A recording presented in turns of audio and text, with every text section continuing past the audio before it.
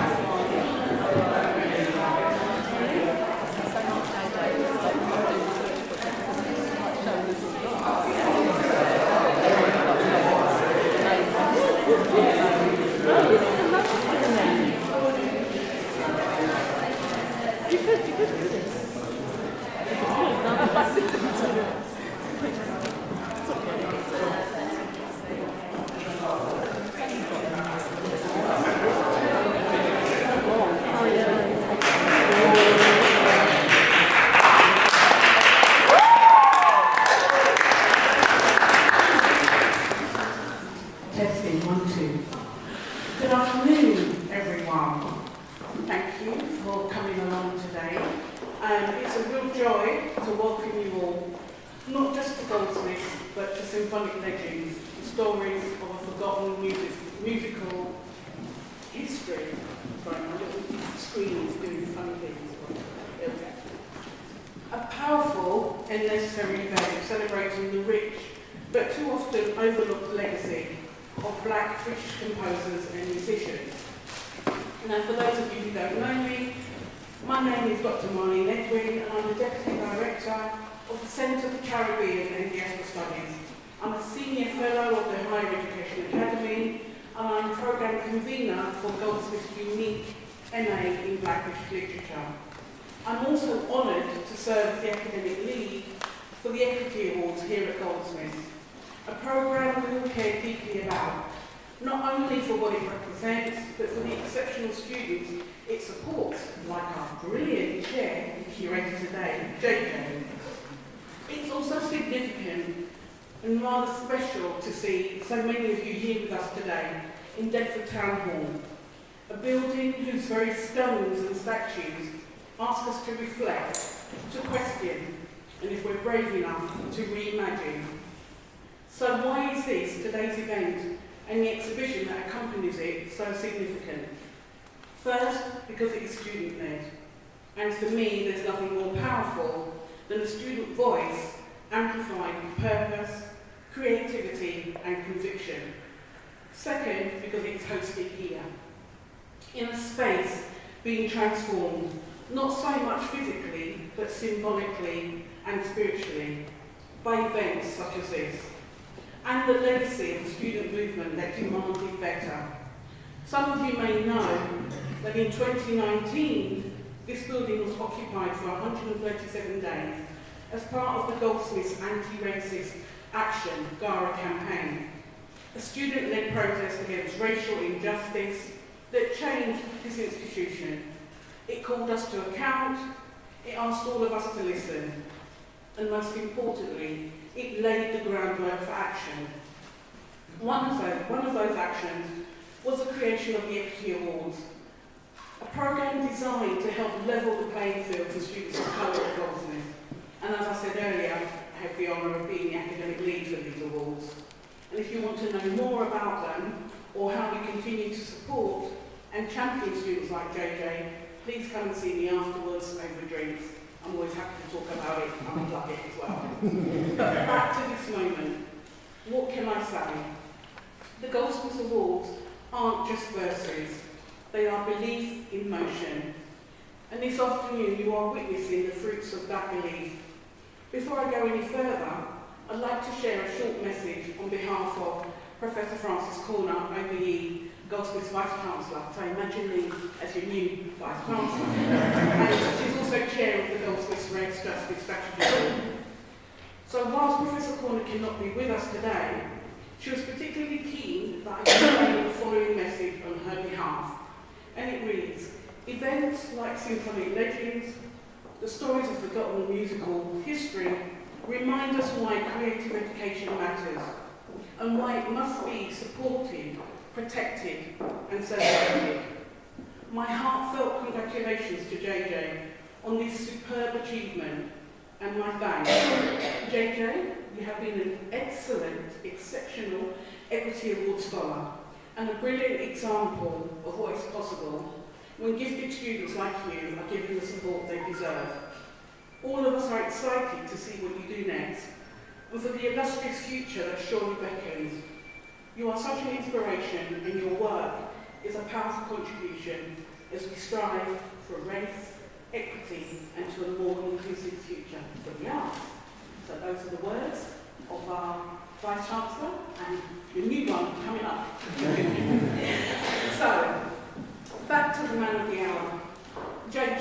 musicology student, an equity award scholar, a researcher, curator, performer, and by the look of this afternoon's turnout, a future head of department from Boston, or possibly Minister for Culture.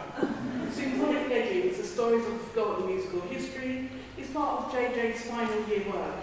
It is academically rigorous, artistically rich, historically vital, and unmistakably his. It also reflects his brilliance, his generosity of spirit, and his vision. You've done something incredibly special here. You've not only curated an event, you've created an experience that informs, inspires, and uplifts. And I know how hard you've worked.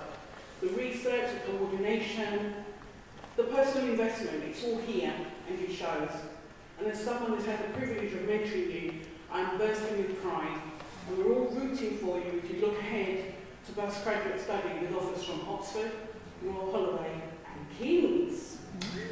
But, don't think we're letting you leave Oxford without but. Everybody, do not let this man leave the building. And no, just in case anyone is wondering, I'm not proposing a second student occupation. But moving on to our distinguished panel, Dr. Tamsin Alexander, Dr. Pauline Muir, Cleveland and Micheal, thank you for lending your voices, your scholarship, your artistry and your insights to this important conversation. You truly honour us with your presence. To our audience, thank you for showing up, for listening, for helping us celebrate a legacy that's too often been left out of the concert hall, the classroom and the canon. And finally to JJ, on behalf of everyone at Glasses, and especially those of us involved in the Equity Awards, thank you. You have made us proud. Your scholarship and imagination remind us why this work matters. You have made this space sing with history and hope. And so to our distinguished panel and all our guests, thank you for helping us honour past greatness, but also to reimagine what's possible. So to everyone here, please do enjoy this very special event. I know I will. Thank you again for your support. May the discussions and the music move you.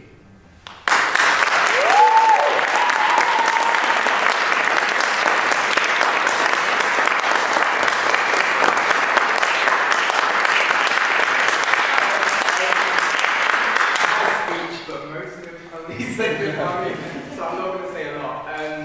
Thank you all for coming. This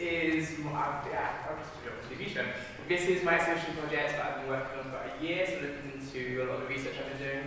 So the research I'm quite into at the moment is looking to 18th and 19th century black musicians, primarily looking at the moments of music criticism, so how the newspapers at the time kind of were talking about them at the time. That's the primary part of it, but also it's also looking into public musicology. So how do you make musicological research accessible and public as possible, which is what this is.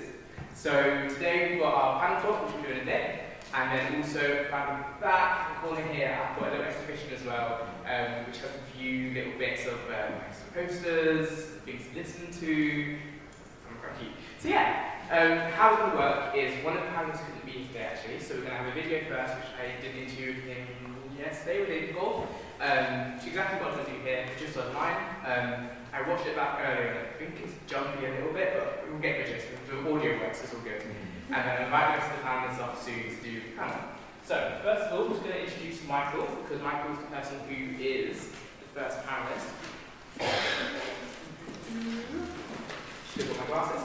Micheal is an art and cultural historian focused on the black presence in Renaissance Europe. He holds an honorary fellowship titles from the Open University, RSA, and the Institute of Commonwealth Studies.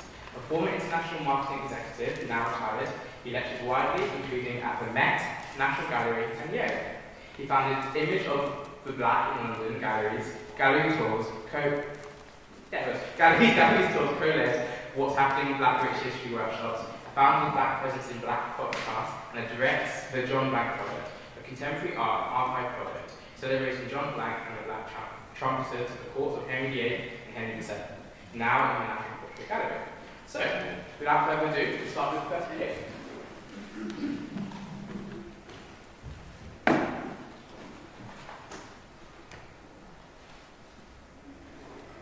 Hi, I'm JJ. How are you? Very well indeed. Happy to be here. Thank you. So I've just got a few questions for you, if that's okay. I'm really interested in your project you just done. Well, you just written a book actually, the John Blank project. So what kind of first drew you to that project and this kind of story in particular? Well, John Blank really comes from my work in my OU art history degree. Finally, a big essay, what, 5,000 words or so. It was on the Black Magus, the Black King in the Adoration scene. This was a Black King found in 1511 Devon, no, not 15, about 1520, early 16th century Devon, a Black King. This is an extraordinary figure here in rural Devon, very interesting in England. And the Black King, I found out there are hundreds, if not thousands of images of this Black King, but it's a fiction. He never existed in the Adoration scene. It's a kind of courtly practice, our court's word, because it was a black presence at the court. Biblical practice or biblical scholarship. People read the Bible and they saw that kings visited other kings, and Jesus was the King of Kings, so it would be natural for the first non-Jews to visit him would be kings. And then artists kind of riffed on the image because there was no black king visited Europe during this period. So it's made up, and some of them are really quite exotic. Yeah. They're very, very dramatic, and very colourful, creating this sense of otherness and sense of wonder in the black presence at the Adoration scene and the Black King. So that those thousands of images, I thought, well, I was working with Miranda Kaufman at the time. We were doing a thing called Image and Reality, Black Africans in Renaissance Europe, and she would talk about her black Tudors. And she had about 300 or so, but just two images of John Blank. Whereas I had hundreds, and they were very beautiful, dramatic images of black kings. And it was those two images and the brief record that inspired me to say, well, look, John Blank actually existed, whereas my Black King didn't. It's a fabrication, it's a confession of ideas. So let me try and bring big up, let me try and celebrate John Blank. So I got artists, I went with artists to kind of reimagine him, in different versions of John Blank. So that's how the project ended up. Today we just produced a book, it came out earlier this month. And it's 81 artists and 35 historians reimagining John Blank. So we're trying to make him real. And that was those two images and those brief references. We should have asked this at the start as well. Who was John Blank? John Blank, he was the trumpeter to the court of Henry VII and Henry VIII. In some ways, you could say it's a matter of mystery because we don't know where because only 1507 to 1512 he appears in the record. We don't know where he came from or where he left, because we know he got married and then he disappears in the record. So it was the idea that so much we don't know in terms of as I say, where he came from, who he married, a lot of what he did at court, all the background, the things we create him as a person. This is where the project focuses on, trying to reimagine him in terms of what could he have done based on equivalent characters in other courts in Europe, because the black presence or the black trumpeter was a well-known presence across the European court at that time. Do you think there's any kind of like parallel between, let's say, John Blank and what he represents to any like musicians today, sort of thing? That's a good question, in the sense of, on the one hand, you could say he was a one-off. There's a black guy in Tudor Britain, but I would say the fact that he was a musician, and black musicians have been a part of music from time immemorial, from then till now. And today, John Blank, in many ways, inspires trumpeters and other musicians that black people have done it. But I think for me, what's really special about him comes from the recent exhibition at the British Library, 500 years of black British music. And John Blank is it, because he was a musician. And the beauty of, yes, we can trace black music in Britain, no question. But more for me, more I was going to say more wonderful. Can it be more? It's just so exciting, the fact that we can trace the black trumpeter in the royal court to this day, across the ages, across the years, through the 16th, 17th, 18th, 19th century, until today. There have been black trumpeters, and that continuity is just so exciting and appealing in terms of the black presence. So I've given you two ways. One, the fact that the black musicians being part of music making in Britain.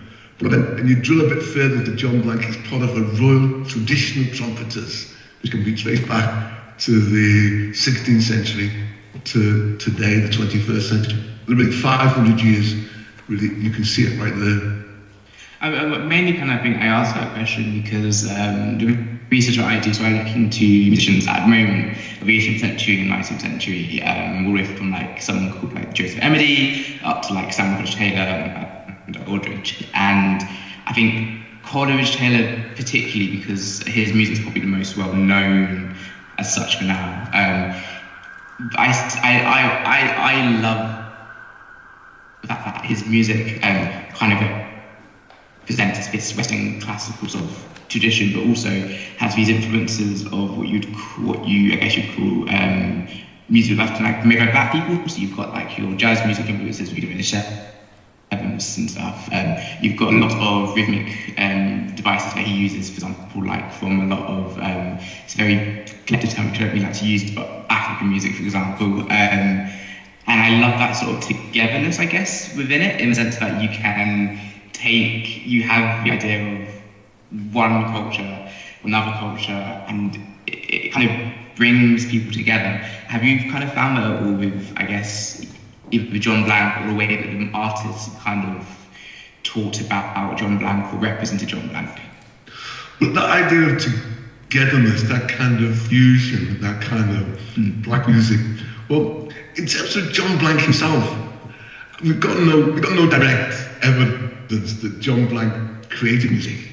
But what we do know, there were black musicians in Spanish court, in particular, making music. Okay. So, and there were multi-instrumentalists, and there were multilingual people. So, it would be very natural to see him as taking bringing Spanish music into the English music, or equally English music borrowed from Spanish.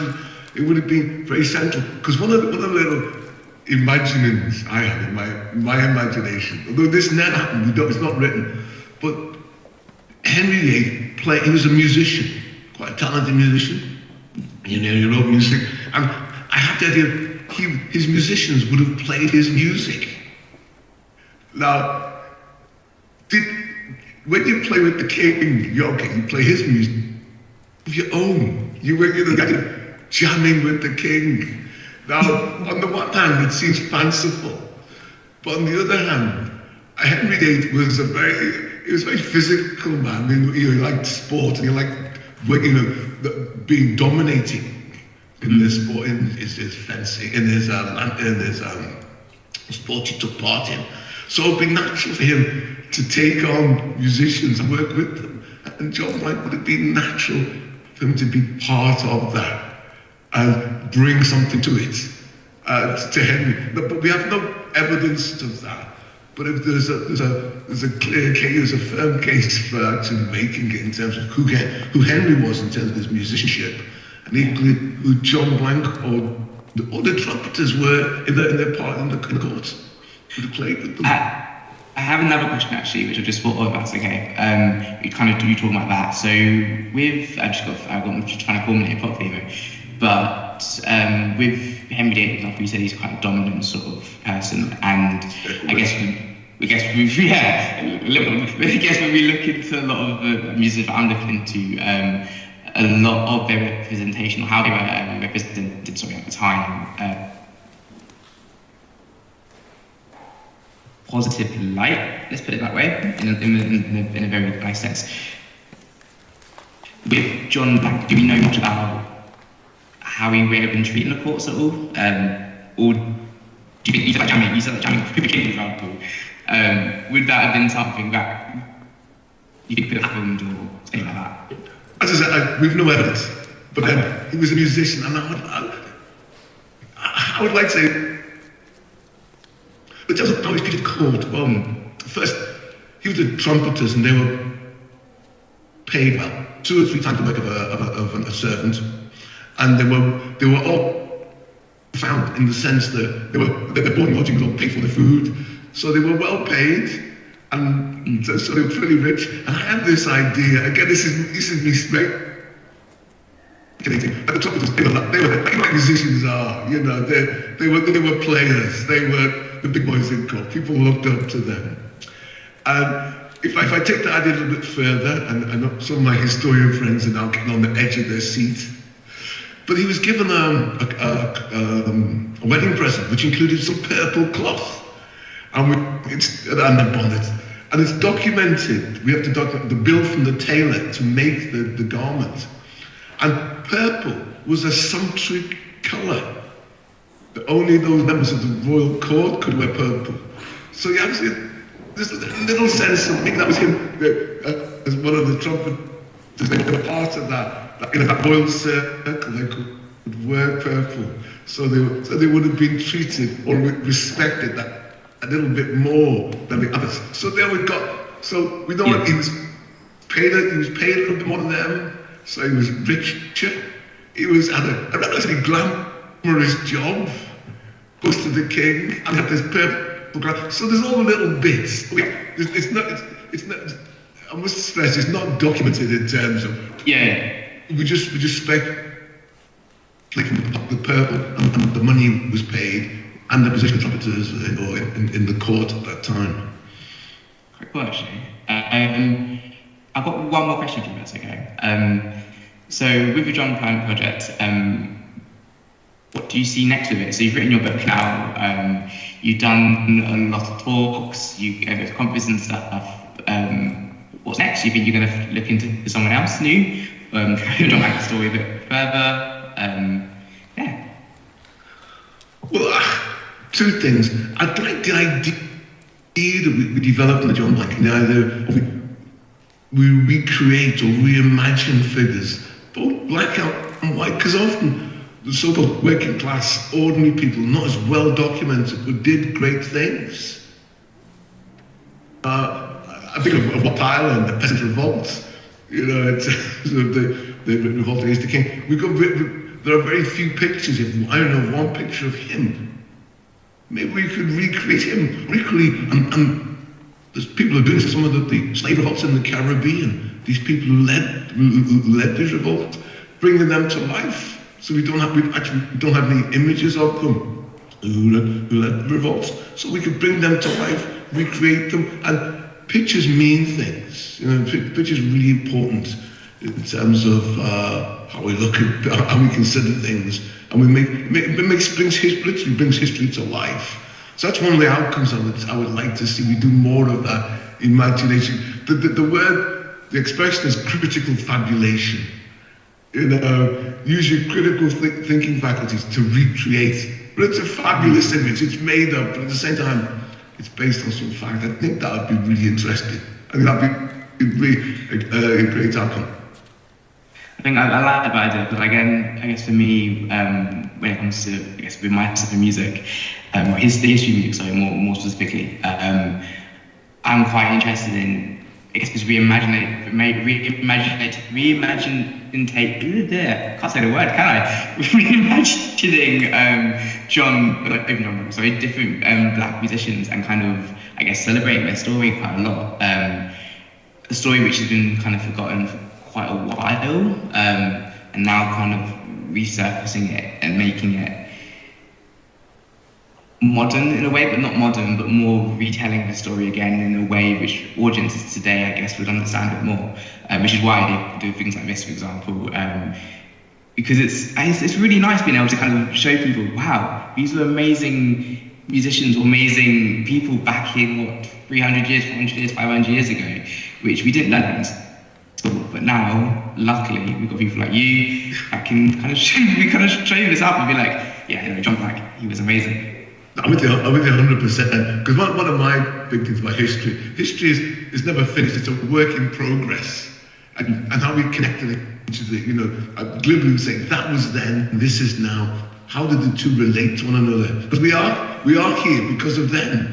And now I'm making that connection, building those bridges. I think it's important. And I'm not saying people challenge me, you're rewriting history.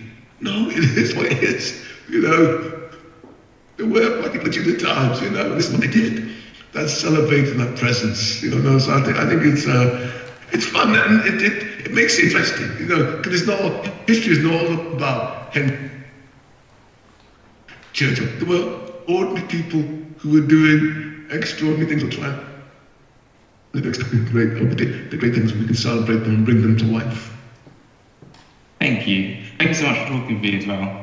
Oh, thank you. It's been really good. Really got very much enjoyed it. Thank you so much.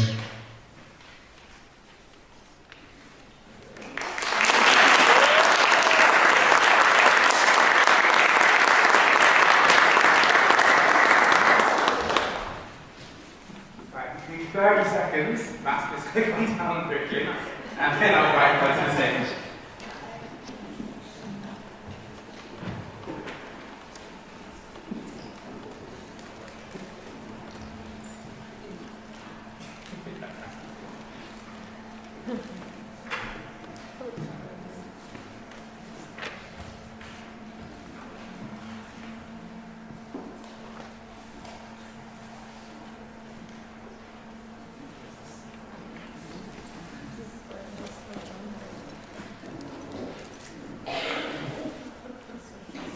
Demonstrating to all the academics who always raise the screen for their lectures and never put it down here.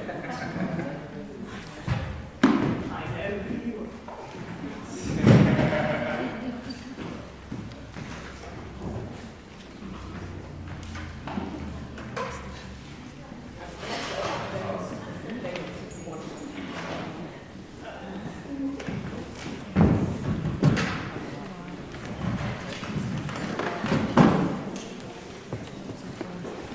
Filming now, not doing this one.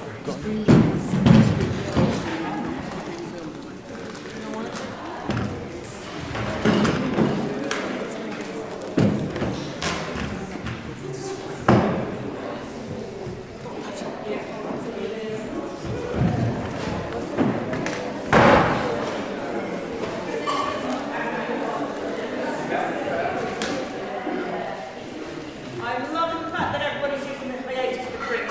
Brilliant idea.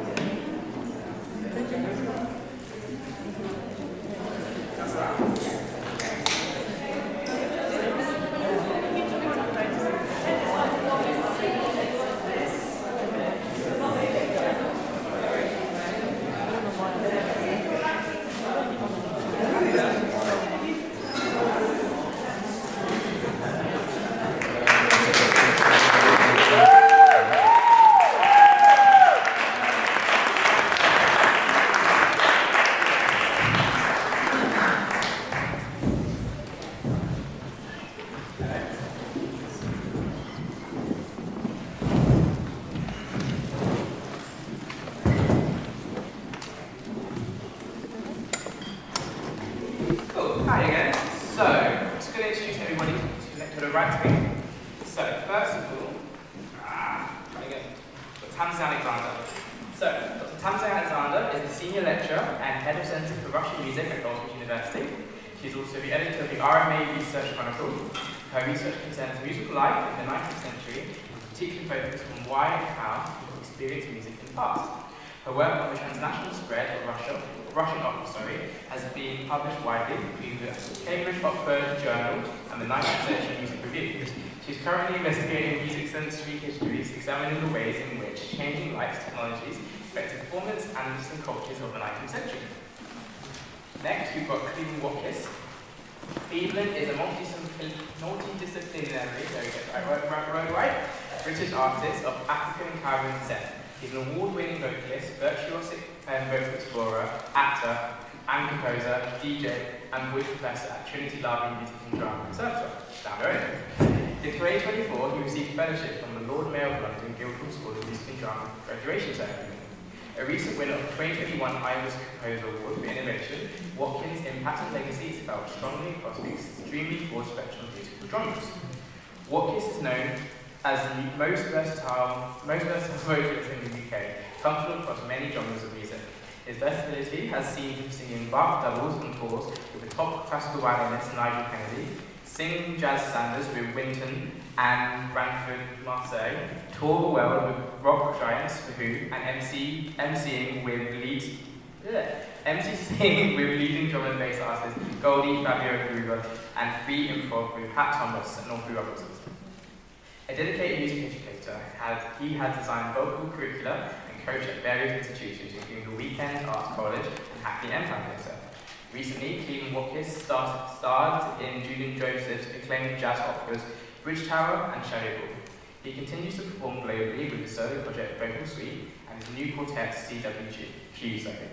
In recognition of his contribution to music, Cleveland was awarded an MBE 2018, receiving the honour from Queen Elizabeth II at Buckingham Palace. And last but not least, we've got Pauline. So Pauline Muir has extensive teaching experience in the arts management. She previously worked at London South Bank University on the MA Arts Management and Arts Festival Management programme for 21 years and was course director between 2007 and 2016. Her PhD sounds mega musical discourse in black majority churches, focused on congregational, get the right word, singing in African mega churches using multimodal analysis. She's the author of A Virtuous Woman in the 21st Century in Ohajuru 2000, Sisters with Power and Sounds of Blackness, Movements of Spirits, Race, Culture and Gender Spirituality in Africa and the African Diaspora. She has a BA in Music, a Diploma in Orchestral Studies, big word, licentiate, there we go, qualification from the Trinity College London, as well as an MA in Arts Management from City University. She's a Senior Fellow of the Higher Education Academy and Fellow of the Royal Society of Arts. Pauline's research interests are in culture and religion and includes a focus on congregational singing in African churches. I'm not talking. Cool. I was not talking for a second. So, I've got the three panelists here. Kind of what I'm trying to do is go from a timeline from medieval times up to about 21st century. So first we had Micheal. Micheal talks a lot about John Blank. John Blank was a trumpeter in the medieval courts of Henry VII and Henry VIII. And the next one we've got is Cleveland. That's okay. Hello. Not as fun. Cool. So, in your bio, you talk a bit about the Julian Joseph opera you did, Bridge Tower, Fable of 1807. Could you share your journey into the world of music? How did you get involved with the opera? My journey in music, I always talk about, it started really in my cot, listening to the Graham. My parents from Jamaica came over during the Windrush era. And so my early experiences of music is listening to the radio, listening to the Graham, and absorbing the sounds that I was hearing. And I guess to tell the story of, to get to Bridge Tower, I was listening to classical music in my primary school. We used to sit in assembly and they would play pieces of music and we'd sit in silence and listen to various pieces of music. I didn't grow up on, well, I say that, but I heard it. I heard the music as a child, so I would hear pieces as I got into my teenage and early 20s and think, oh, where have I heard that? Of course, I heard it in assembly. You know, I heard those Bach pieces or Beethoven pieces, you know, sitting there in the still of silence, listening to this music. The best way to listen to music as well, I think. So, my my father came over to this country in 1954, and prior to that, I've recently acquired this information that my dad was a big associate with Duke Reed, who founded the Treasure Island label in Jamaica. Finally putting all the pieces together to, because I believe it all comes from the DNA. I'm now understanding why I do what I do through acquiring this new sort of information about my father who passed away when I was 9 years old. So fast forward, because it's a long story to tell in kind of 15 minutes or so. But to get to Bridgetown and doing the jazz opera, the music that was composed by Mike Phillips, wrote a libretto, and Julian Joseph wrote the music. Julian Joseph is a fantastic composer, presenter, and I've had a long association with Julian from the 80s, because we came up through the Jazz Warriors movement of the 80s. And I had seen Julian for a really, really long time, and as you do, I bumped into Julian in Brazil. I hadn't seen him for years, and we connected around about the time. I think WhatsApp was the thing that just come through at the time. And we spoke on WhatsApp. He said, "Oh, I'm in Sao Paulo." I said, "Well, I'm in Sao Paulo. Let's meet up." Yeah, so I met up with Julian. As I say, I hadn't seen him for years. And then he said to me, "You know, Cleveland, I'm writing this opera, and you know, you're the only one that can actually do it. You're the only one that can sing it." And I looked at him like, "Julian, what are you talking about?" You know, so he said, Julian knows a lot about me, and he kind of thrown this big curveball at me, and so I said, okay, so he sent, and then I realized that it was singing without a microphone. Okay, so just let me back up a minute. So I'd taken some singing lessons in my late teens with an opera teacher at a place called London School of Singing. I just happened to, I'm one of these curious people, man. I'm just like, you know, anything to do with the voice, I want to find out about it, you know. I want to know all the different things that this voice can do, you know. So so I saw this ad in paper. It's a London School of Singing. It didn't mention anything about classical opera, but I thought, oh, the voice. Let me go to this. Anyway, so I had some lessons with this teacher, and he said to me, well, you know, this is an opera school. You know, we teach that technique. And I said, okay. So I took some lessons with him, and I bought this book that was extremely technical at the time. I'm talking about in the 80s. It was like really, you know, there's nothing to study online. It was just like reading this book and all these technical terms.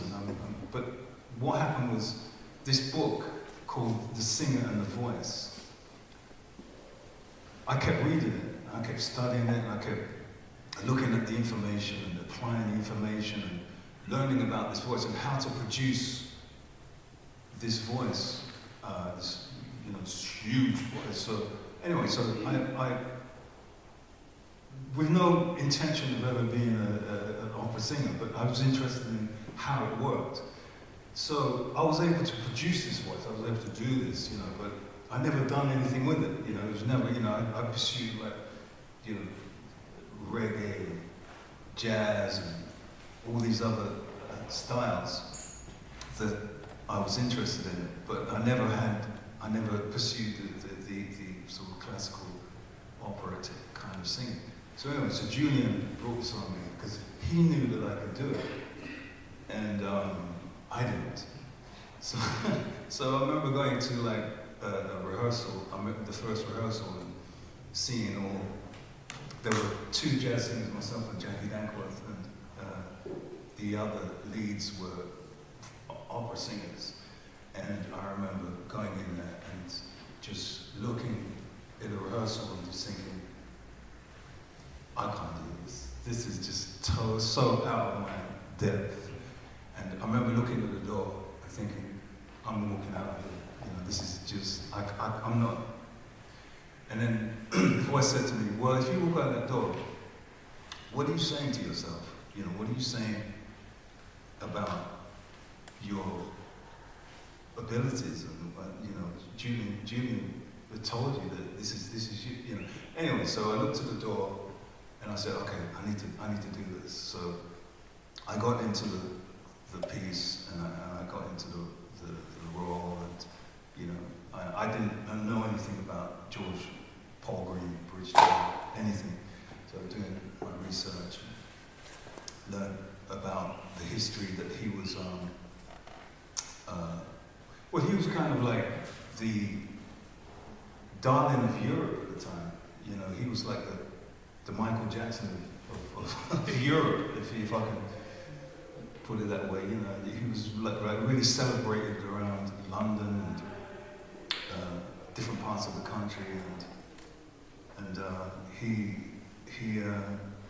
became friends with Beethoven. So that was the thing. I was like, wow, this black musician had associations with Beethoven. He was celebrated so much so that Beethoven wrote a piece, the Kreutzer Sonata for Beethoven. And apparently,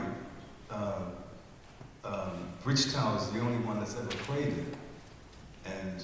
And from what I understand, when they originally premiered it, Beethoven said, basically, wheel up, like, just do it again. So it was like, they had to rewind back then, So yeah, I mean, it's fascinating that this information is not necessarily widely known, but it's now really coming to light how this violinist that was celebrated all around Europe and England is now that had associations with one of the most revered classical musicians, Beethoven. This information is coming to light. So, but one of the fascinating things for me doing this opera, I mean, it's probably one of the most challenging things I've ever done in my career thus far. But one of the most challenging things was getting my voice up to speed in terms of my projection, because as I said, we weren't using any microphones. And I come from the jazz world where the microphone is everything. And you got to produce this voice! It's got to be, you got to be able to hear me like, 2 miles away. So it took a lot of work and a lot of studying and a lot of kind of getting my confidence and everything else kind of where it needs to be. But one of the biggest joys came when one of the opera singers in the cast, they said to me after, because we did a little tour with this British Sound project, and one of the opera singers said to me, Cleveland, your voice, you're sounding louder than us now. So when that happened, I was like, yeah, I'm there. So, yeah. How did you find it, like channeling? Yeah, I can't say my words, can I? How did you find it channeling Bridgetower? Like, what was the biggest challenge to that? Channeling Bridgetower. Well, you got to really reimagine it. You got to. I mean, I think that what happened during the opening night, I had a little barney with the director about some things that I felt wasn't being addressed, and I remember putting on my makeup. Just putting on some bits and pieces. And I remember looking in the mirror as I was putting the makeup on, and all of a sudden, the realization of how to play bridge sound just appeared. The walk, the way to deliver my lines, you know, and it was almost like, I don't know, I want to say like some kind of ancestral projection happened in that moment. It's like, I looked at myself and all of a sudden I just knew how to play bridge style, just instinctively. And so that was probably the most challenging and defining moment for me. I think I've got one question actually. So, how has your experience with the opera shaped your perspective on like Black British musicians in classical music spaces and operatic spaces? You say you come from the jazz background, the opposite side of the jazz background. So how's that kind of doing the opera shape your perspective around classical music and like Black classical music as well? Well, I think that we're still living in a time and era where, you know, classical music is over here, and jazz is over here, and this is over there. And for me, growing up and embracing all different types of sounds and music, and also now being a voice professor at Trinity Laban,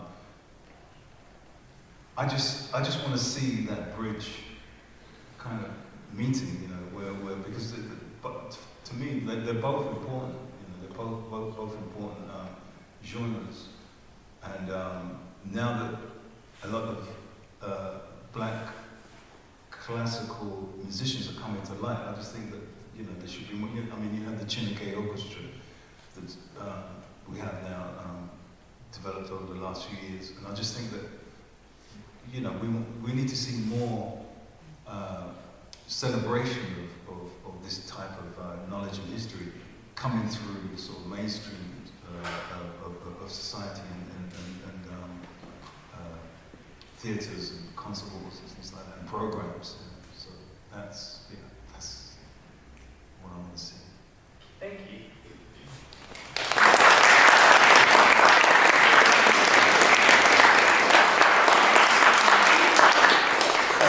Slightly move over from the 18th century and go to the 19th century now.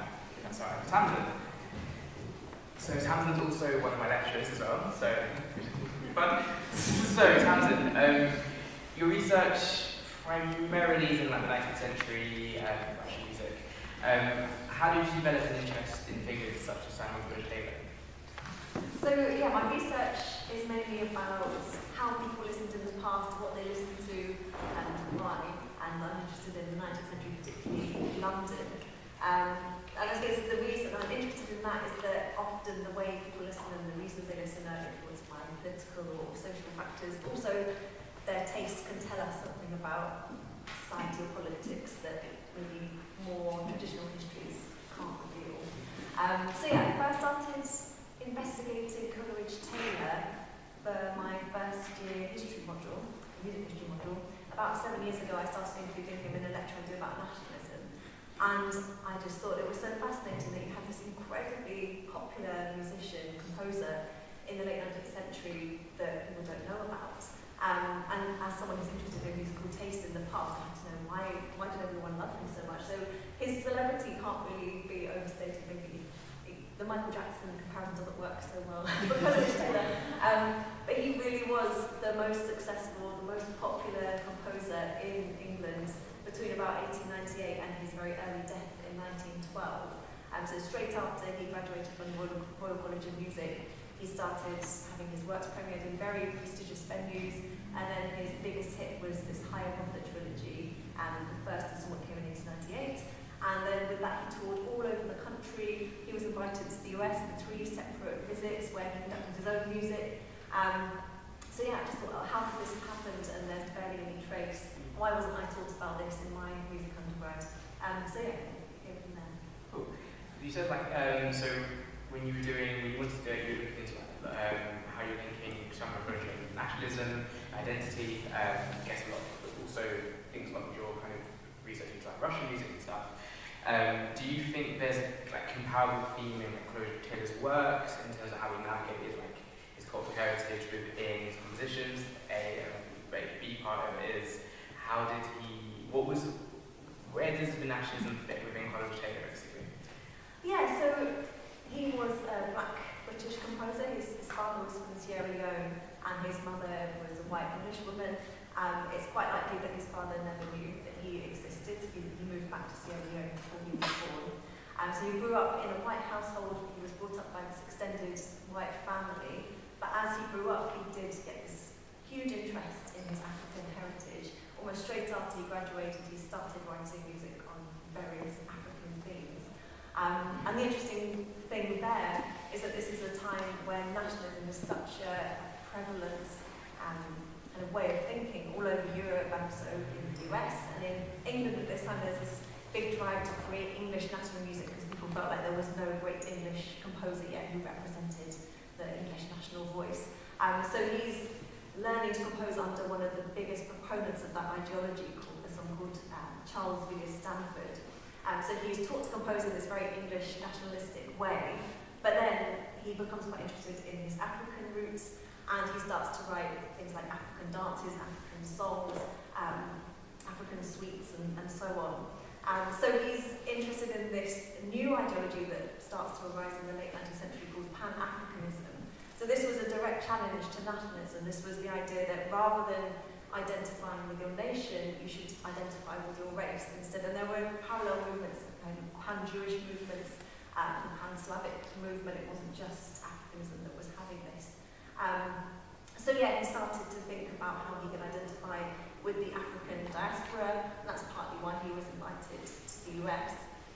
So he's got this kind of hybrid identity, this double identity, where at once he's this darling of the English concert halls, being celebrated as this great example of what English composers can do, but in other circles, in the US especially, he's being celebrated as an example of what African people can do. And part of the reason he was so successful in the US is that this was a time when you have Jim Crow laws, it's a segregated society, black and white people could barely be in the same spaces in public. And they heard that there was an English composer who looked African and was conducting white orchestras. And that just that would never have happened in the US at that time. He's not only conducting white orchestras, but he's conducting his own music. And it's not just kind of a small work, this is huge orchestral music with these enormous choirs of 300 people. So very, very public, the most public you can be, and very successful. And people in the US talked about him as an example of what could happen to someone who came from a less oppressive society. But that's not to say that England was this ideal place where someone of African heritage has no barriers to their success. He did face various difficulties here as well. Somewhere in there. On to the point about, just as aside, with Coleridge Taylor, there was this quote from a diary that he wrote, or so, if I remember rightly. It's something along the lines of he had tea with his clergyman, and the clergyman was confused at how Coleridge Taylor, with his wife, he was confused how Coleridge Taylor could eat tea and drink tea and eat biscuits as well as him. He was a white clergyman. He was very confused. How can a black person do the exact same thing that I can do? Just that reminds me of that quote. Which is, interesting. Funny. I find it funny, but funny in the sense of nowadays that would be hilarious thing you'd say, but back then, obviously not. I'm quite interested now a bit more about musicology and musicologists as well. So how do you think, or what role do you think, musicologists play in recentering unrepresented composers like Samuel Coleridge Taylor from this traditional classical canon? Canon. When I say canon, we're talking about musicians usually going to get put into this section called canon, like your Beethoven's, your Mozart's, your Tchaikovsky's, they're put into this traditional canon. And I guess what I'm going to ask, basically what I'm asking is how do musicologists play a role in recentering that canon? Yes, there are two main ways. The first, maybe most obvious way is in finding scores and verifying scores by certain composers, because a lot of music by Black British composers was never published or it's been lost. So Amanda Aldridge, who's someone else you're interested in, she wrote a lot of music that was less commercial than the stuff that got published, that has never been published. So musicologists have done a lot of digging around in the archives, and then they arrange performances and recordings. So there's that aspect. But then I think at the same time it's so important to provide content, because if you have, say, concert halls start filling with the music of Black British composers, that's wonderful, but it could give a misleading perspective on what it was like for these people in the 19th century. So we need to know the difficulties they went through. We need to know why this is the first time we're hearing of these people. So yeah, I think we really need that context. And also the other issue is that a lot of the music Samuel Coleridge Taylor and Amanda Aldridge wrote was very commercial, and that's because they were from lower socio-economic backgrounds. They weren't allowed to earn a lot of money, or they didn't have family money to rely on. So they had to write for the market, they had to earn money to feed their children, and that's why they write in this way. And that commercial music, some of it is probably not worth resuscitating, it's not worth putting in the concert halls, it won't maybe improve public perspectives on them. So we need to know why they had to write music like that sometimes. And some of the music they wrote, so Hiawatha, for instance, some of it, I'm not sure we should be resuscitating this particular work very much, because it's quite stereotypical the way it represents Native American people. It's very exoticizing, not very sensitive. So yeah, well, we just put that in the concert hall without any context, about explaining why it has to appeal to people, why it has to make money from this, then a lot would be lost. On that kind of topic quickly, actually, how do you approach these conversations about like, race and representation in your teaching, especially in the 19th century? Do you have any challenges with it, any opportunities with it as well? Yeah, it's difficult. I do try and start addressing these issues straight away in the first year in that history module I mentioned. So we talk about composers of colour, but we also talk about representations of different races, different cultures that are really sensitive. And I think when you are talking about representation in that way, you do often have to ask students to think very critically and even negatively about music they really love, and music that I love, which can be tricky. And then also you're having to, sometimes when you're doing history, you have to read these documents, say reviews of music by Coleridge Taylor or performances by him that contain insensitive language or racist language, really awful kind of things to discuss, but we need to discuss it to know that it happened. But then at the same time, I'm trying to combat that by searching for Black voices themselves. So in the US, there was a big Black press by the late 19th century, so I can use Black reviewers' voices increasingly. In the UK, we didn't have that, so what I'm trying to do more and more is get people to actually look at the music itself, because that is a way that Coleridge Taylor can speak to us in his own voice. And that often means having to look at music and analyse music that no one has analysed before, it hasn't been published about. So we're doing the research together, which is challenging but exciting. One more question I have is, what would you like to see change in the way that classical music history is taught or written, or particularly when it comes to figures who have historically been marginalised? Yeah, I think these days you find it difficult to find a music history course across the UK that doesn't talk about minoritised composers, marginalised composers. I think most people have got on board with this now, I hope so anyway. But I think now, because it's still quite new, we're often still at the stage of having to explain who Samuel Coleridge Taylor is, and say, oh, here are his works, and you can't get into the kind of deep analysis or deep contextual criticism that you can with, say, Beethoven, because everyone knows who he is already. So we're at that stage of introducing, but I'm hoping in the coming years these people will be so well known, so integrated, that we don't have to do that and get into the nitty-gritty, get into the good stuff. So that would be my vision for the future.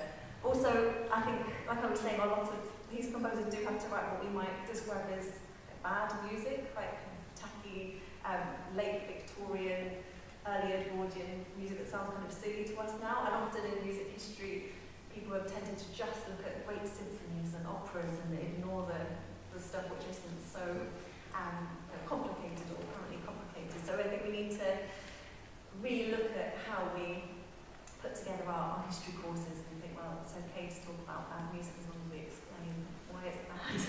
people had to write music, because that is music history, learning about what people actually listen to, what they actually wrote, not just these few and cherry-picked moments that don't really represent the past. Thank you.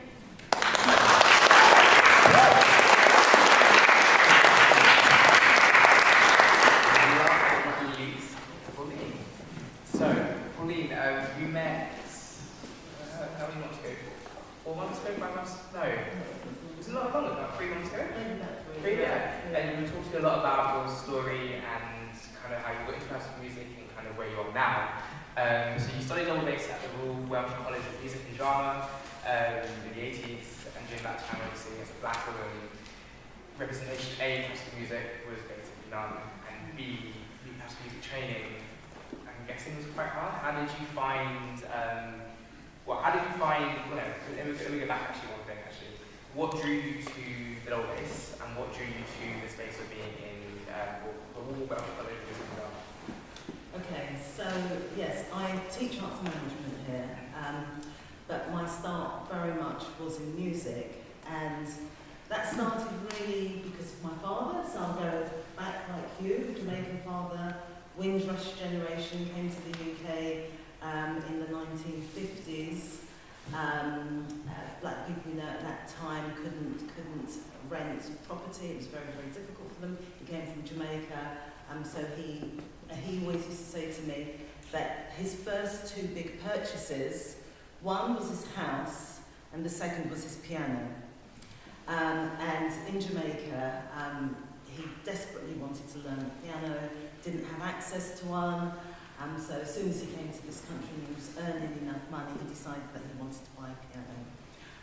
He couldn't afford for both of us to go to music lessons, so I was sent off to piano lessons with Mrs. Moore in Skeffington Road, and I hated it.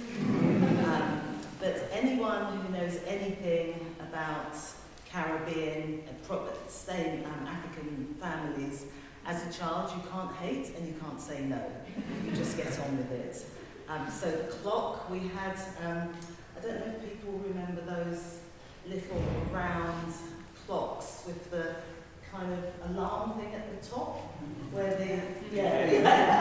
so the clock would be put on top of the piano, and I had to practice an hour every day. And if I didn't do my piano practice, I couldn't watch television. It's as simple as that. So I came up through that grade system. I did all of my grades at school doing, it was GCEs in those days, O-levels, and didn't really know what I wanted to do, but I was doing these grades, and someone said to me something about music college. I'd never heard about music college, so I grew up not down the road in Newham, very working class background. And I think the careers teacher said to me, well, maybe you should go to music college. Never heard of music college. And investigated music college and found out you had to have 2 instruments in order to go to music college. And so I've been playing the piano. I think by this time I was age 16, so this is, thinking about doing A-levels and what's coming next. So I went along, there's a local music school in the borough at the time, the Academy of Music, and they said, well, you're quite old, and we'll only teach you if you play the double bass, because the double bass was a shortage instrument. And so that was how I got into playing the double bass. And so, yeah, that was the only instrument that they were teaching me at that time, so that's where the double bass started from. Reflecting on the time we're at college, were there any moments that stand out for you? Any challenges, any highs, any lows? Music college was really difficult for me. I found it very hard. It was my first time away from home, so like all students, I found that very, very difficult. I found it very, very difficult culturally, both from a academic point of view and from a personal point of view. So, I was very different to everybody else. That intersectionality was there on every front. I was black, I was a woman, I was working class, and I played the double bass. Those things did not cohere. So, yeah, I had, even though I'd been playing the piano for a long time. And I didn't really enjoy classical music very much.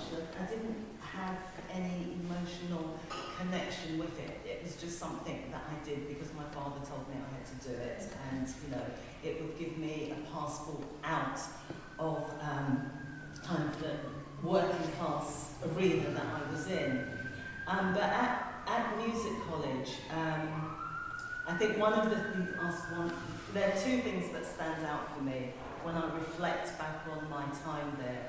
So it would have been the first day that I had arrived, or the first week that I'd arrived. There was a freshers get-together in the bar. So I was very nervous, I went along to this freshers thing. I was the only black person there. I hadn't been used to going to bars either, because I grew up in a very strict Pentecostal family. We didn't drink, we did drink, but no one ever knew about it. I certainly wasn't allowed to go to pubs and bars, so I was in this bar, and this guy came up to me, and I was so grateful, because I was standing there on my own, and I thought, oh, someone's going to talk to me, this is great. And I think about this now, and I sometimes think, was it a joke? And I don't think it was a joke. I think he was being genuinely serious. He came from North Wales, and he said to me, do you mind if I talk to you? And I said, yeah, I'd love for you to talk to me. This is great, I've got someone to talk to me. And I stand there looking like a lemon. He said, well, it's just that I've never spoken to a black person before, and I've heard you have tails. Is it true? So this is in the early 80s, so you think about, I can see someone's mouth is over there. You talk about the anecdotes about, do you drink the same as me? Yeah, this guy actually asked me if I had a tail. And I suppose much of the experience was like that, from the student body. There was me and there was one other black student in the music department. They didn't really know where to put us, and I suppose perhaps, I was going to say because it was Wales, I don't know, because there's Tiger Bay, and the oldest black community in Cardiff, but they weren't at the Welsh College of Music and Drama, so many of the students there hadn't encountered black people before. So it's not like London, where I came from in London. I had never ever encountered anything like that, I had my black and my white mates at school, we got on, we did things together, but in Cardiff it was very, very different. So that was one experience. I think another experience that typified for me, now this was from a lecturer, also in my first year, so I struggled through the study. I found it enormously difficult. We were in a harmony class, and it was the last class before the Christmas holidays. We were all breaking for the Christmas and going back home for the Christmas holidays. And he walked around the class, and he came up to me, and he pointed at me, and he said, and to you, don't bother coming back after Christmas, because the likes of you are never going to make it here, publicly in front of the whole class. And I was devastated, but do you know what? I'm very bloody-minded. I thought, I'm going to show you. I'm going to be back. I'm going to make sure that I come back. So yeah, music college was very hard for me. Yeah.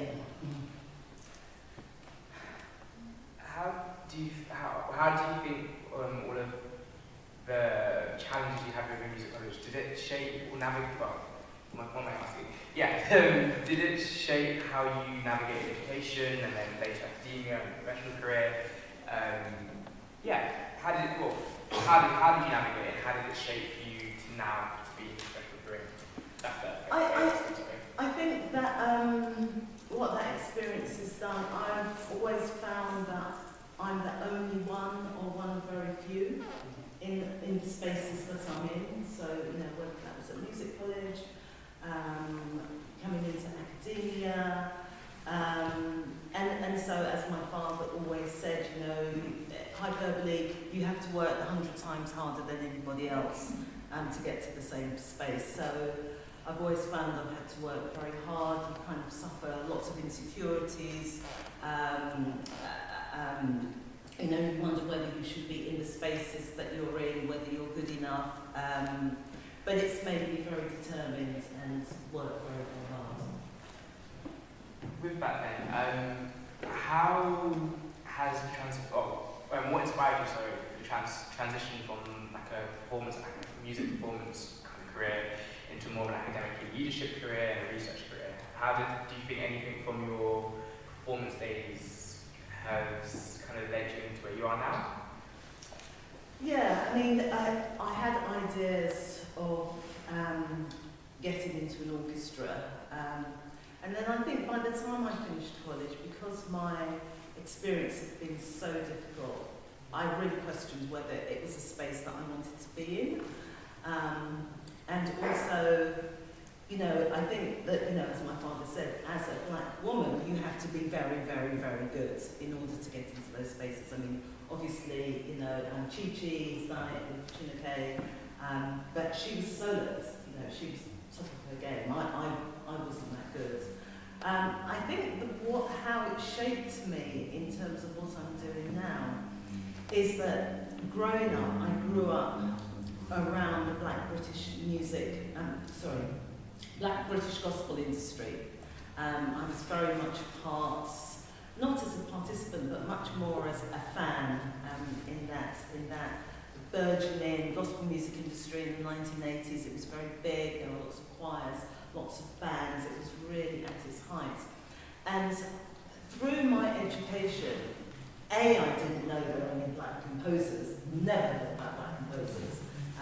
In fact, recently, a couple of weeks ago, I went to an exhibition about black presence in the UK at the Fitzwilliam Museum in Cambridge.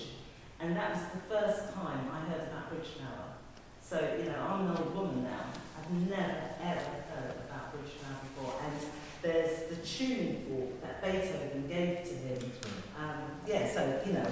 So there was, I never knew anything about black British classical composers. But also this industry that I grew up in, there was nothing written about it. There were no journal articles, you know, it just didn't exist. So whenever I had an opportunity to write something, I remember when I think one of the essays that I wrote in my undergraduate music degree was about black British gospel music, and then I wrote something again when I went on to do my MA, and I decided when I got an opportunity to do a PhD, this is what I'm going to focus on, because this work is marginalised, it's silenced, nobody's talking about it, nobody knows about it. There is this fantastic music that's going on, you know, in churches up and down the country.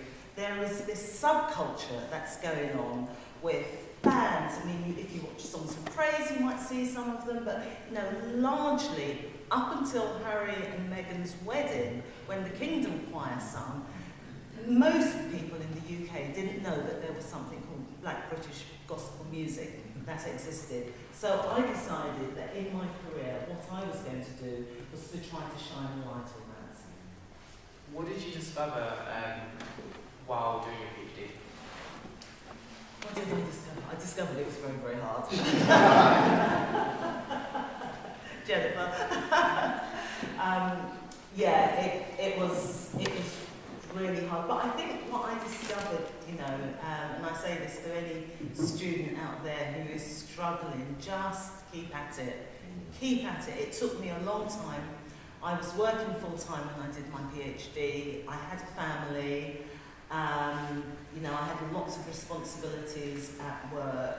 And you've just got to keep going. And I think the thing is, you've got to understand that your story is your story, you know.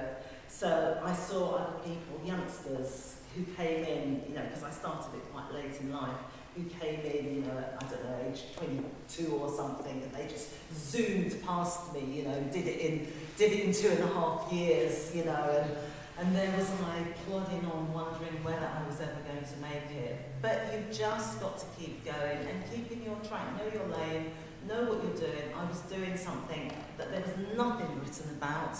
I had to try to find the literature for myself, take bits and pieces from all over the place, and also supervision was quite difficult. I went through, I can't tell you how many supervisors I went through, because people didn't really get it, you know, they didn't really think that it was a thing. So I think that I discovered that if you want to do something, you just go for it. If you've got a dream, go for it, work hard, you will get there. One final question, if that's all right. Mm-hmm. If you go back and speak to your younger self at the start of when you were studying, what do you think you'd have told her? I think I would have told her, don't give up. I think I would have said to her, the battles make you stronger. I think that I would have said to her, one day you will edit a book called Black British Gospel Music. And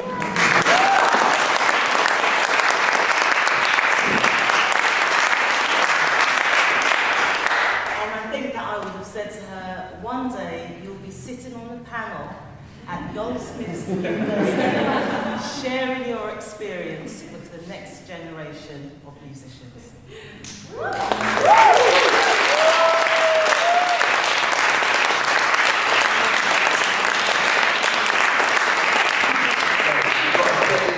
Do a bit of questions. Does anybody have any questions at all for the panelists? Sorry, I've got to use the mic. Go on. My question is about the different spaces that black musicians are in, because generally it feels like jazz and gospel are much more of a black space, but as we've heard from your experiences, there's still so few black musicians in classical music, and even though we've got Chinoke and lots of, and even this panel's amazing, but JJ, you're the only black musician in our orchestra, and like, you know, we're still, it still feels like it's not happening. I mean, do you have any comments on that? Can you just solve that for us? But I mean, what do you see as the kind of progress now towards really getting proper representation across all genres of music, especially classical? I mean, I think that it's slow, but I think that it's much better than it was in the 80s. I mean, you have got Chinoke, you have got JJ, you know, you have got these exhibitions, you know, people are talking about these black composers, John Blank, you know, we're hearing more and more, there are initiatives. It's not enough, but I think that things are happening now, and it's on the table. And hopefully, you know, even though there's this backlash against DEI, hopefully things will continue in this direction. I think it's absolutely, I totally agree, and also it starts with education. I think, you know, just not being I think we was having a conversation earlier, just not being selective about British history. Yeah. And seeing that all history is our history. So, you know, when it's taught from that perspective, then it's not black and white, it's our history. So again, it starts with like rooting out these kind of selective, the way the societal kind of, I mean, you know, even when we talk about VE Day, it should include everything with VE Day, not, you know, just you know, the Windrush generation that came over to help rebuild the country. All these interwoven histories should be taught as a collective history. So, yeah. Anybody else? Go on. Thank you for your personal stories. Really great to hear them. But my question is actually to Tamsin. Is it true that some music written by Samuel Coleridge Taylor was lost on the Titanic? It's not true, sadly. It's a good story. So yeah, he was writing a violin concerto right before he died, and it was commissioned by Pauline Muir, who was the most famous violinist in the world. She was American. So he was sending the parts over to the US to get them written up for her to perform it. And it was in 1912, about the same time as Titanic set off, from the same place, but it was a different ship. And they were eventually found. Okay. Thank you. Anybody else have any questions? Anyone online as well? Anybody else?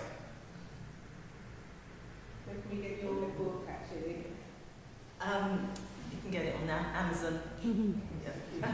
First at the back. Thank you. My question is for you, Pauline. I really enjoyed the story.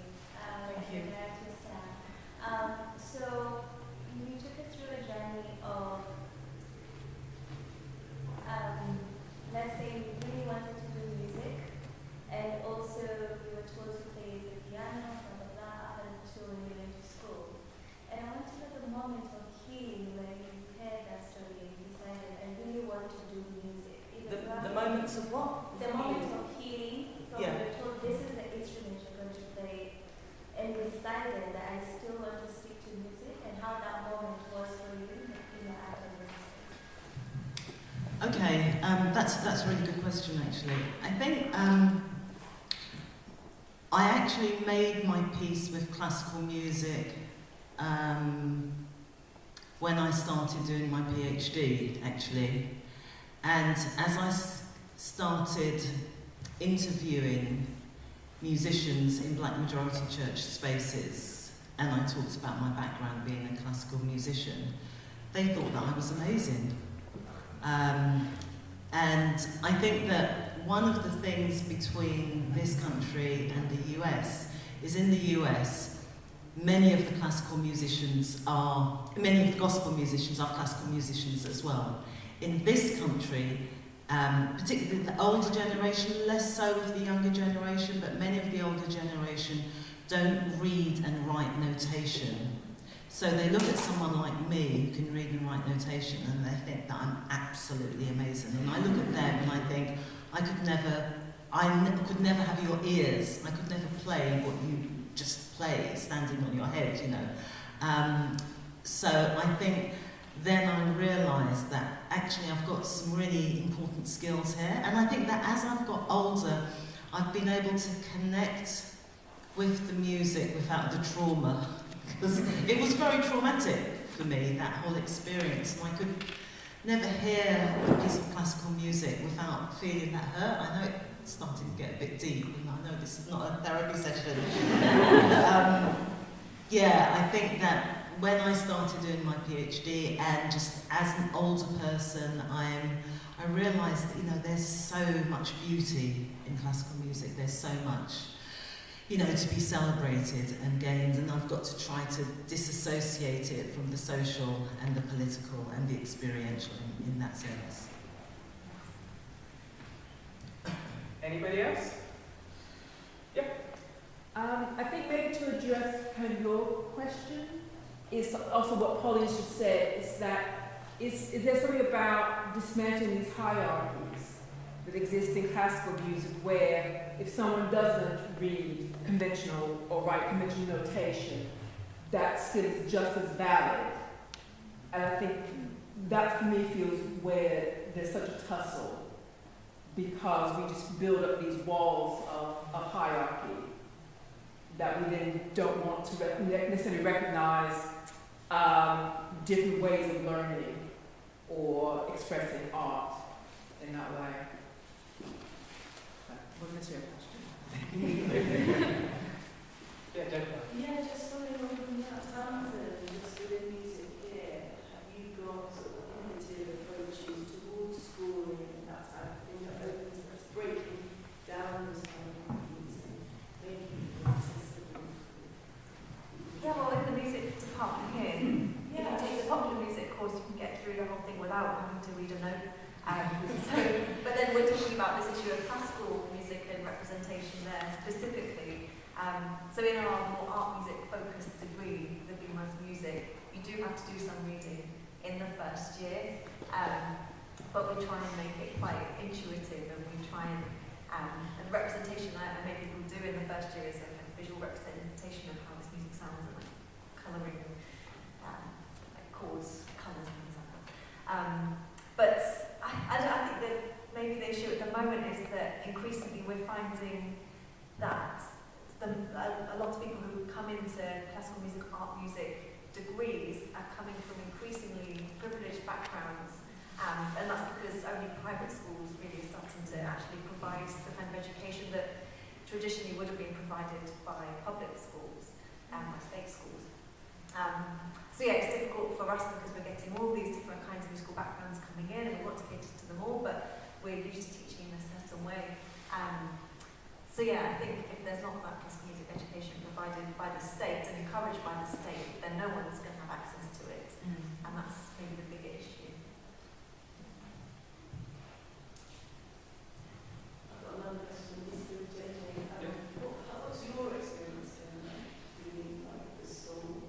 In school, so when I went to school, I was quite fortunate in the sense that my school paid for lessons for me to learn the cello, so that's how I guess I'm here now.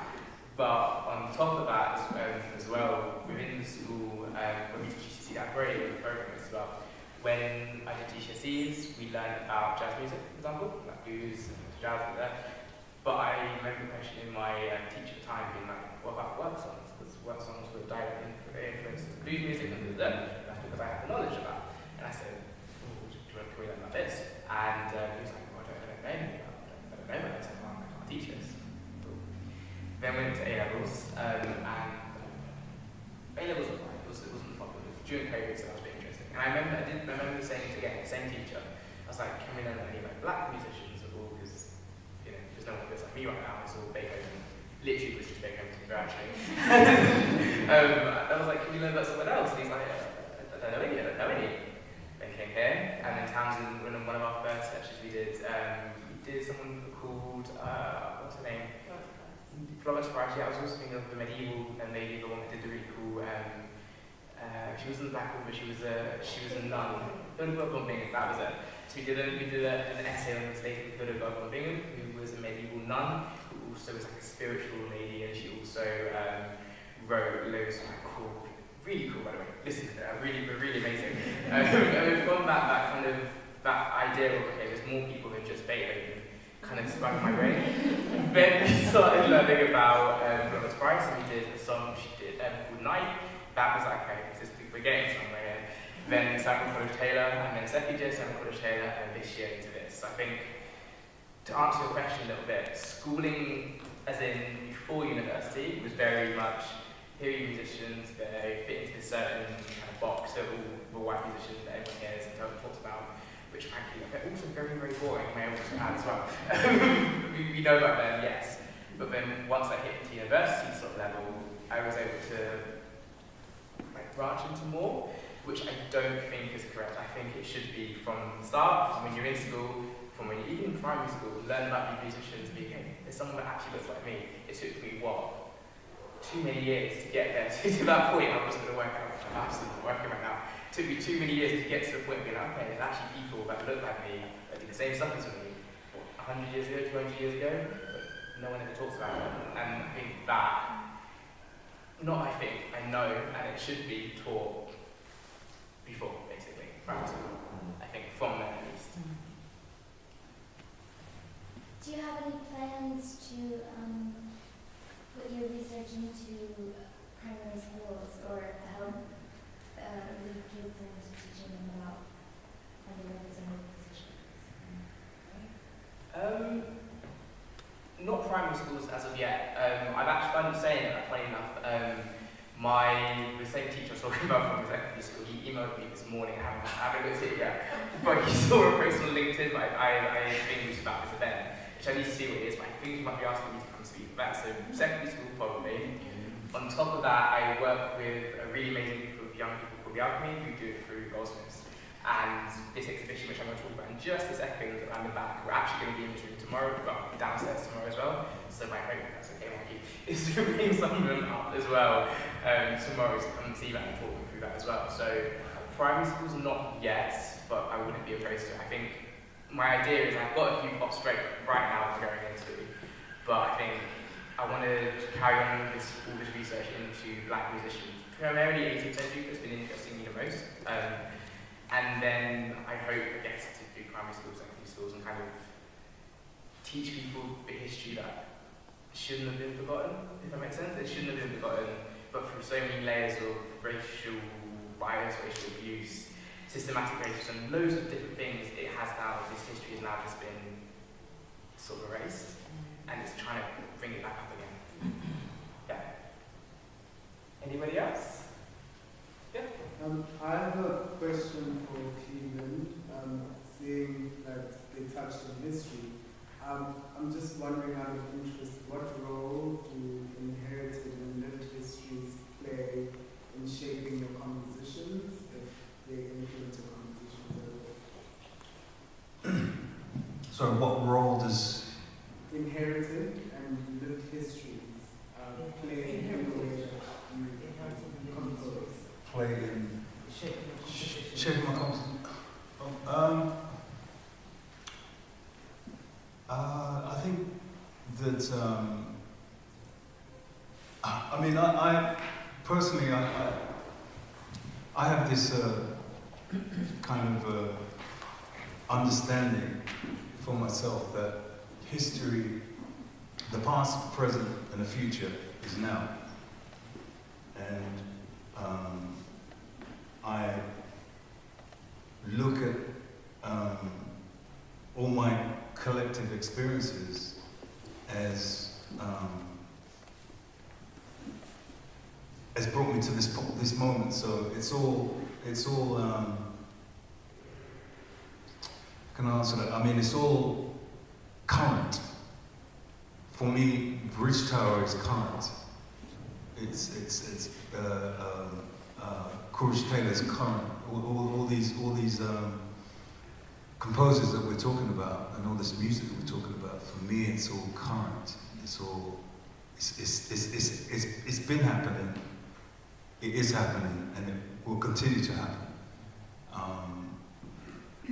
The fact that we're engaging with it now and talking about it, and for some are just now experiencing it, I believe that will at some point be the same kind of experience, that it's past, present, and future now.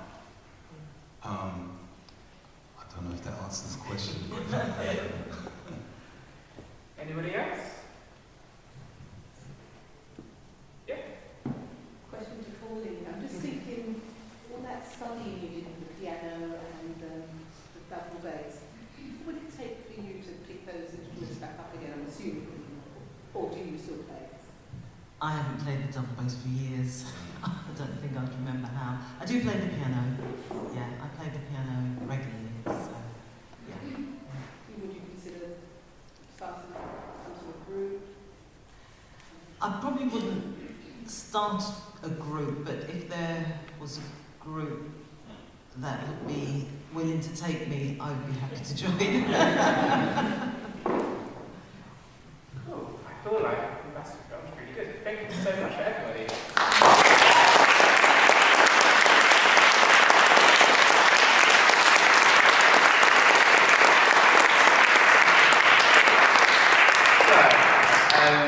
We've got a bit of time. We're going to reset the stage again. In about 20 minutes' time, we're going to have performers come on and do Samuel Coleridge Taylor piece. It's a string quartet. I'll talk about that in a bit. In the meantime, there's again still some drinks to come have if you like, but also, if you come out of the room to the left-hand side, around the corner, there's a room called 106. That is where the bit of the exhibition that I've been creating is there. There are a few posters, there's some newspaper clippings, there's some things to listen to, the MP3 code is still working, but there's a few things here and there, and then hopefully we should be able to start again about 6 o'clock to then do the performance.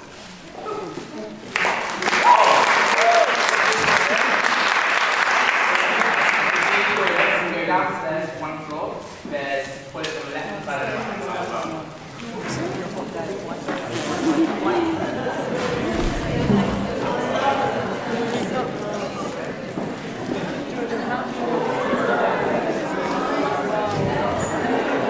I don't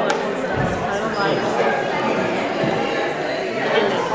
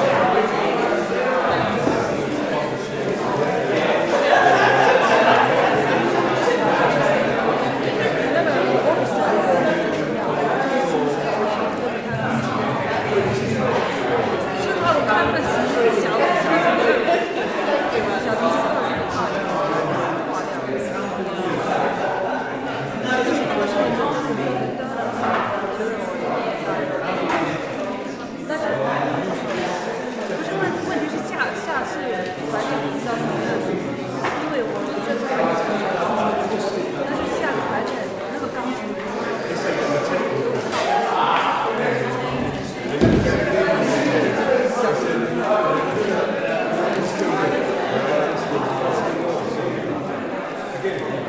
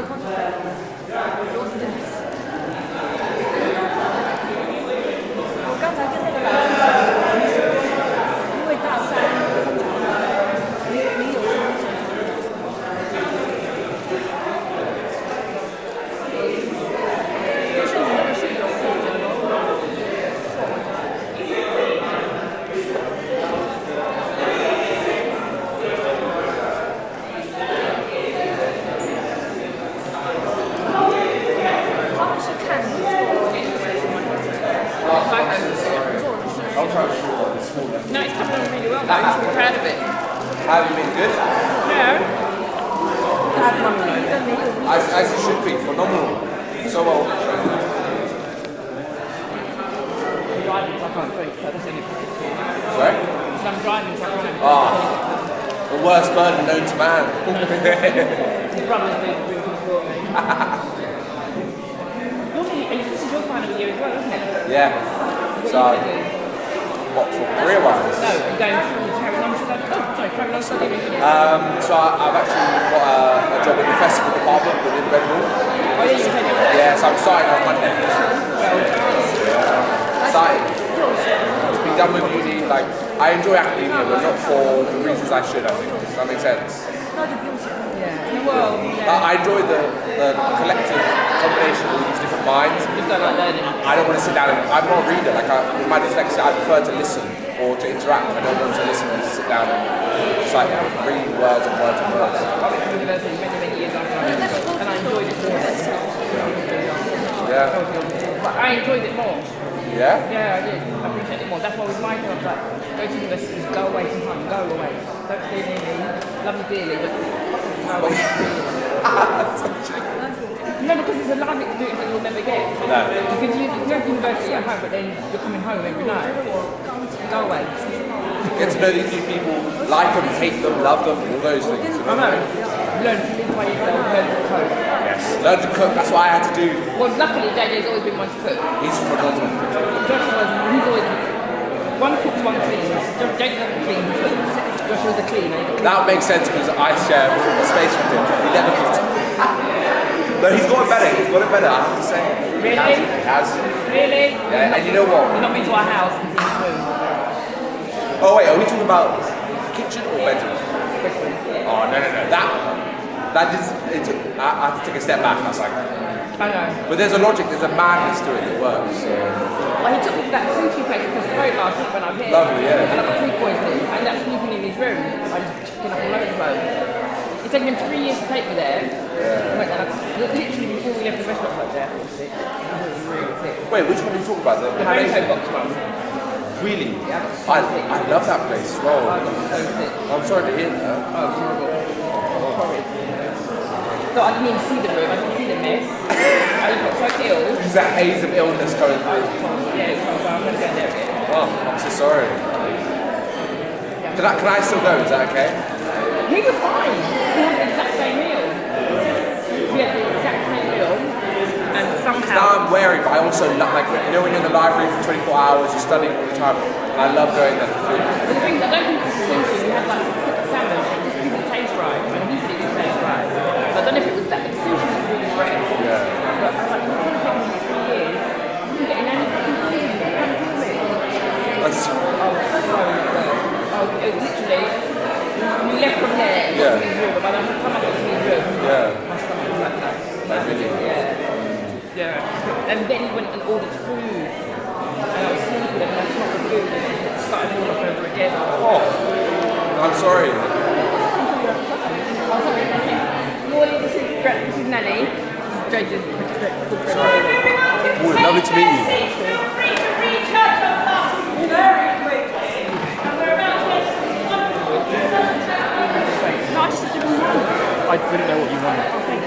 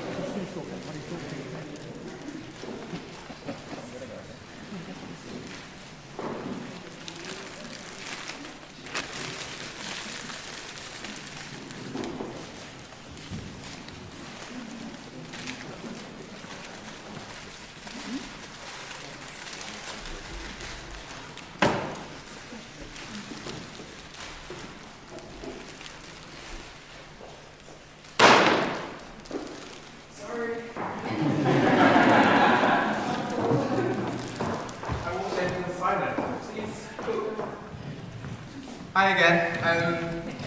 What in the silent oopsies. So, we're going to do a piece of music by Samuel Coleridge Taylor. It's called Fantasiestücke, I think. It's German. I might have got that name wrong. I tried on Google Translate, and that's what it says. If I'm wrong, I'm so sorry. So, we'll be playing a piece from Samuel Coleridge Taylor's 5 Fantasiestücke.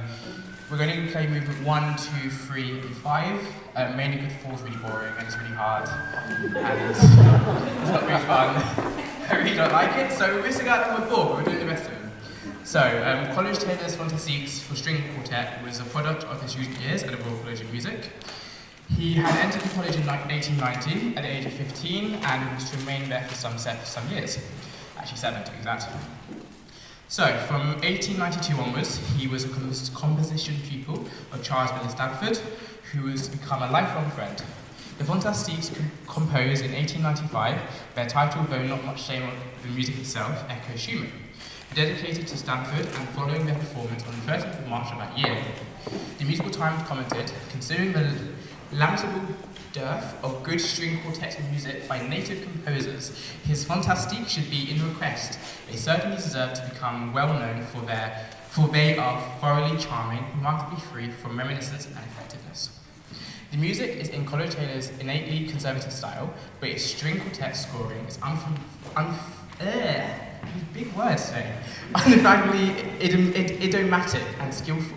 The pieces are somewhat uneven in quality, but perhaps the most successful are the Serenade, second number, and the Dance, which is the last number, which rounds off the whole collection.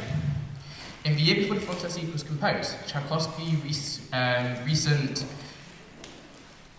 pathetic symphony had been heard for some time in London, and it may have been the symphony's second movement, famously written in 5 beats to the bar, that promoted Coleridge Taylor to try his hand at writing a piece in the same unusual metre. The third and fourth pieces, are cast in a straightforward ternary form, with a middle section followed by a literal da capo. The title of Humoristique, first of the pairs, is a nod in Dvorak's direction, and its driving energy is comparable to that of the third movement of Dvorak.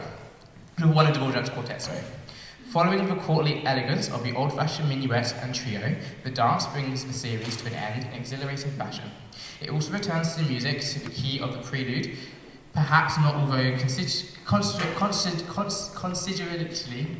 big words, that key of E minor is shared with Dvorak's New World Symphony.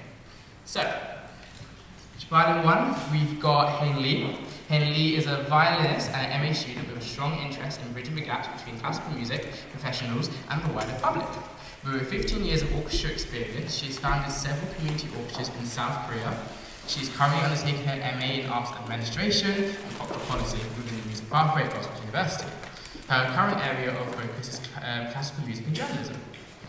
We've got violin 2, number 2, we've got Morgan Tucker. She is an interdisciplinary artist with interest in visual arts, music, dance, and theatre. She is studying as a first year student at Goldsmiths, studying drama and theatre arts with design and technical practice. Long name. Further along, we've got our viola player, which is Neve Gallagher. Neve is a violinist and a practice researcher. Neve's research explores the body and disabled identity through her practice as a violinist, incorporating embodiment and somatic studies. She is a doctoral researcher at Goldsmiths University, funded by the AHE's Chase, and supervised by Dr. Mira Benjamin and Dr. Joan Kirby. And last but not least, we've got Maureen. Maureen is a third-year Bachelor of Music student at Goldsmiths University. She's been playing cello for 10 years and enjoys exploring a wide range of classical repertoire. Alongside her studies, she regularly performs in ensembles and orchestras, sharing music in a variety of settings. Cool. So, without further ado, we'll do the piece.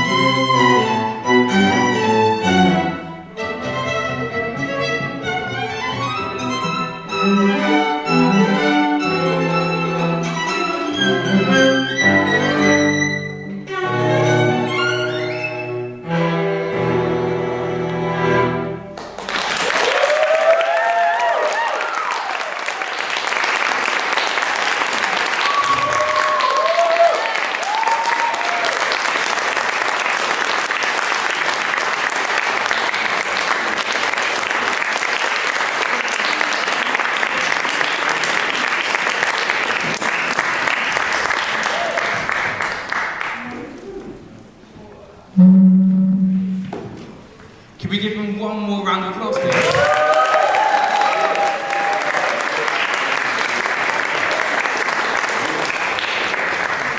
Thank you so much for coming today. It's been really good. I've really enjoyed it. So, just to say, we've got kicked out in like 45 minutes, so we've got a bit left over. Still got loads of wine to drink, so please start drinking it. On the left of the corner, we've still got a bit of the exhibition, so if you do want to have a look at it, please do. But other than that, thank you so much for coming.